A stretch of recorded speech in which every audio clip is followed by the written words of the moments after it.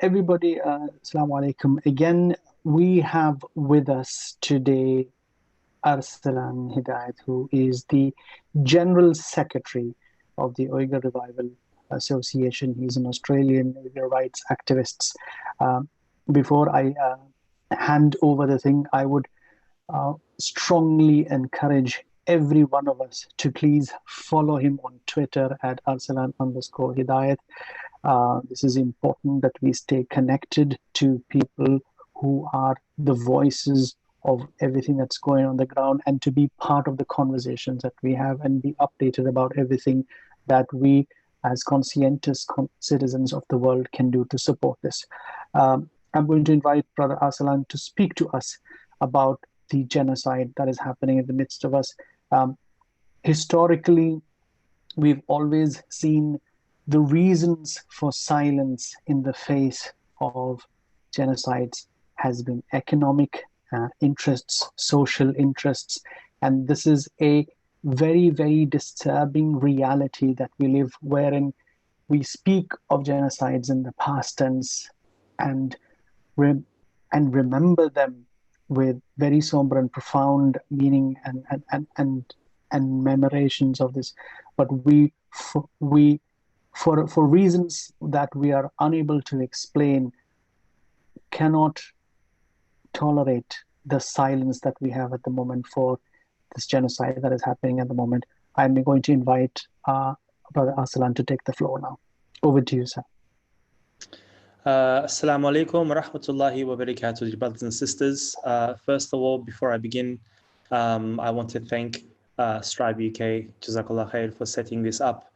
It's not easy to set up such events, and for giving me an opportunity to talk about my people, the Uyghurs, who are currently under Chinese oppression and who have been under Chinese oppression for the past 72 years.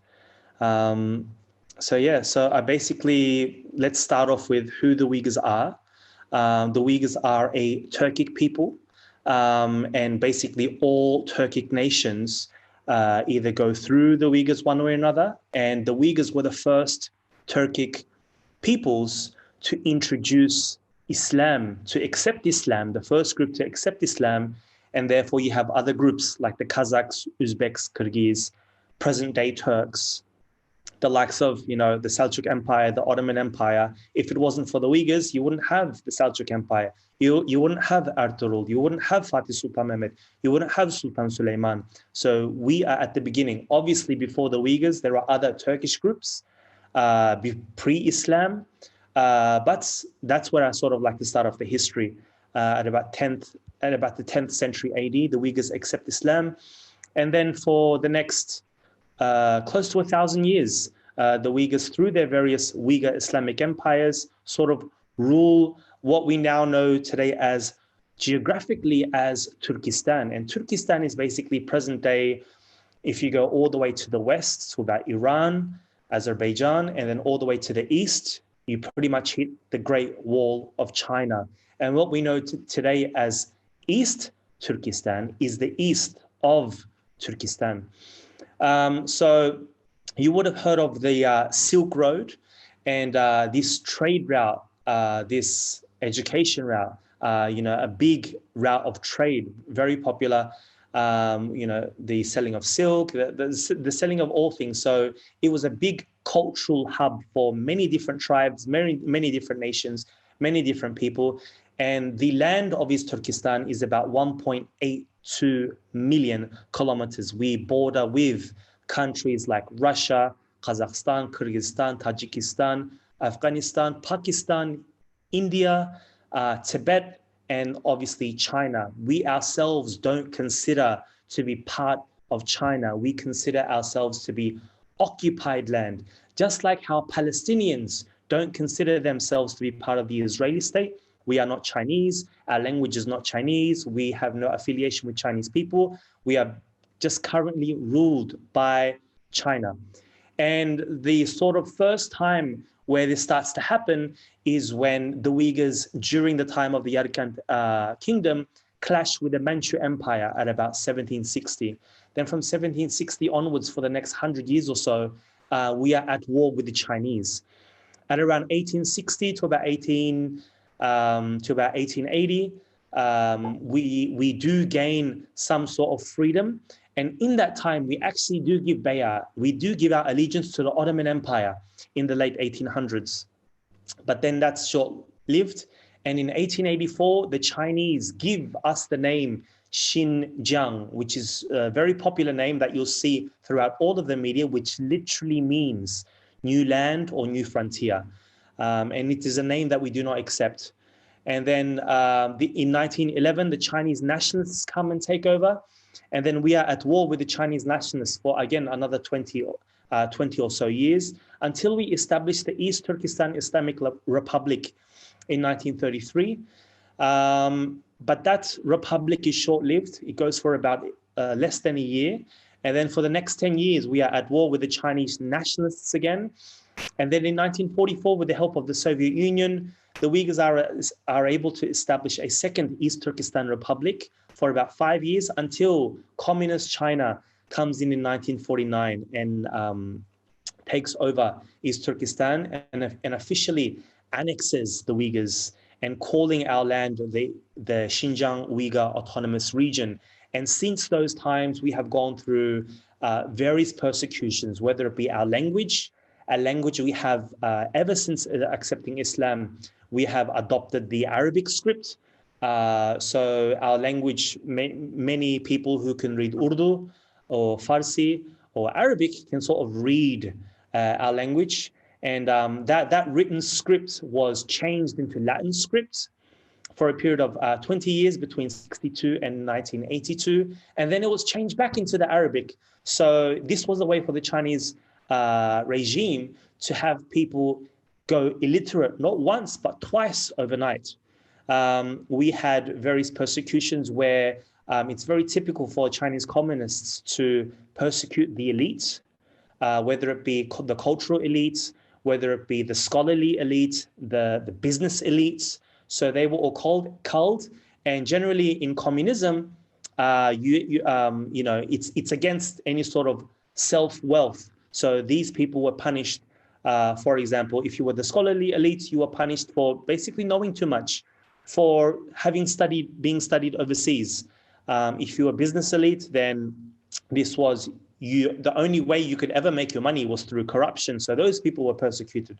So we have gone through years and years of persecution on a cultural level, also on a religious level, where we mention like the normal freedoms that we would not even think about in the West, like praying or having a beard or having hijab, even going further than even saying simple terminology like Salamu Alaikum or praying. And you would think, and this goes even in public and private. So you're not even allowed to pray or perform religious duties, even at home, because you are the surveillance state that we have heard so much about in China. You can just clearly look this up, where you have Chinese communist officials live with Uyghurs 24/7 to see if they pray, to see if they, whether they teach the culture or the Uyghur culture to the next generation, and following all these things. So the reason why this goes about is because China in general don't like any difference. China sees any sort of difference as a threat. So the Uyghurs being the way they are, looking the way they look, talking the way they talk, following the religion that they follow, all of these things are seen as being extreme or being separatist in nature.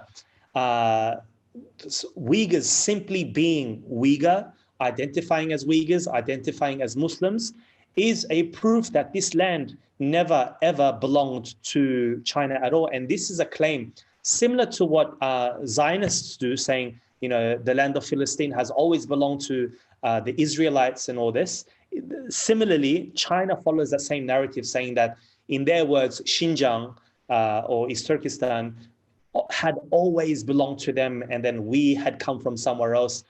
But historically, if you look at all the sources, Eastern or Western or Oriental or whatever, the Uyghurs have had a long history, whether it be historical relics, buildings, books, very much so the Turkic peoples, whether it be Uyghur, Kazakhs, Kyrgyz, Uzbeks. They've been there for thousands upon thousands of years. And we have always been at war with China. And one of the reasons this is a proof is that you see the Great Wall of China. The Great Wall of China is not just the Mongols that were at war with the Chinese, the Turks were at war with the Chinese as well. So we pray and hope for the day that we are rid of this government once and for all. And so the reason why you've invited me and countless people that you've invited and other people have been talking about in the media is because right now what's happening to the Uyghurs is very similar to what has happened to the Jews during their Holocaust. And we very much see what's been happening to us as a Holocaust, where millions upon millions, some estimate at least 1 million, up to 7 to 8 million Uyghurs currently in concentration camps. Women, children, old people, it doesn't matter what sort of socioeconomic stance you're from, or what sort of religious affiliation you're from, how religious you are or not, or how cultural you are or not. Simply for being a Uyghur, that is enough to get you into these camps. And so the things that are happening in these camps, from the softest of the things that are happening are political indoctrination, where people are forced to renounce their religion, renounce Islam, forced to eat pork, women being sterilized, organs being harvested, people being tortured to death, sleep deprivation, food deprivation, gang rape of men and women, denigration of individuals. So I will give you a few examples. I've had the I don't know if you'd call it an honor, but I've had the opportunity to talk to some former concentration camp detainees, and some of these concentration camp detainees were telling me that in a week they would at least see 1 or 2 people die in their cell, and the amount of concentration camps out there are anywhere between 500 to upwards of 1,000, if not slightly more. And each of these concentration camps are football stadiums in length and in size. And so you can only imagine the amount of cells, the amount of people that are dying. And right next to these cells are crematories where the evidence is stored away, burnt away. And we don't even have the luxury, once these people do end up dying in the camps, to get the bodies back, to give them a proper funeral, because the funeral is a religious act, and those are also illegal. And so denigration, such as, for example, one concentration camp detainee told me that there was a woman in there who used to teach Quran, and guards had taken her and they urinated upon her. And the reason why they urinated, they said, hey, don't you Muslims wash yourselves before you pray? Meaning, don't you guys, do your wudu? And they urinated her. And so the sorts of torture, the sorts of things that you hear about is nothing compared to what you would hear anywhere else. And a lot of the stories that you will hear, you would think, just put these people out of their misery, just kill them. And a lot of these concentration camp detainees, former concentration camp detainees, were telling me that it would be better if we just died, and there are worse things than death. And so finally, last week, I think it's been 10 days, the United States has finally officially recognized that what's going on to the Uyghurs is an actual genocide, And we hope that other governments, other countries follow suit, because we really need to start putting pressure, because the genocide label is so important, because once we label China, a government or a regime that commits genocide, companies would have to pull out because you don't want to deal with murderers. And we hope that instead of going to war, economic sanctions and companies simply pulling out and hurting them where it hurts, which is the money, they wouldn't be able to fund these camps. They wouldn't be able to pay their soldiers. They wouldn't be able to pay their police. They wouldn't be able to hold up the security apparatus that's been going on. And hopefully these camps will close. And ultimately, we would like to see a free and independent East Turkestan, obviously a free and independent Tibet, and the other nations who are also being persecuted by the Chinese government. And yeah, so that's in a little nutshell of what's been happening and going on. And yeah, if there's anything that you'd like to add or follow up about this, or would you like me to go into something more specific, I'd be happy to.